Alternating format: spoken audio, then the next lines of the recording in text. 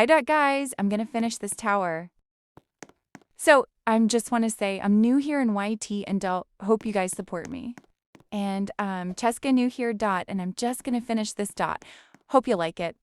Bang inasal palabok. Thank you bakla ng libre ka ha. So yun na nga, may chika na nga ako sa'yo. So yun na nga. O anyari. Kilala mo si Cheska, di ba? Ang bali-balita ka daw, niloloko lang daw siya ng jowa niya.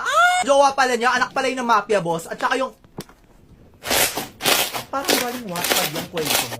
Kuya, pa-serve na po ng empanada. Oh my God, empanada. Mainit-init pa. Tama-tama yung chika ko, mainit-init pa. So, yun na nga, di ba yung nanay nun? Sabi pa niya kay Cheska, lalayo mo anak ko, name your price. So, kilala naman natin si Cheska, di ba? Alam naman natin yung ugali niya. Oo, di ba hindi naman mo ang pera? Sabi niya 10K. 10K lang? Oh my God, wala man lang kasamang 1 minute only hakot sa supermarket. My God. Inang reband lang yung 10K, nakakaloka. Pero ito yung tunay na chismis. Di ba, siya? Bakla, hindi pa tapos yung chika mo, pa-dessert ka na. Ay, mangina sa extra creamy, halo-halo, paborito ko to, te! So, yun na nga yung kwento. Nanay ni Cheska, pinablatter yung nanay ng jowa niya sa barangay. Ang gulo ng mga pamilya nila. Pero alam mo, kay Cheska talaga ako kampe. Kasi true friend ko yung napakabait ni ate.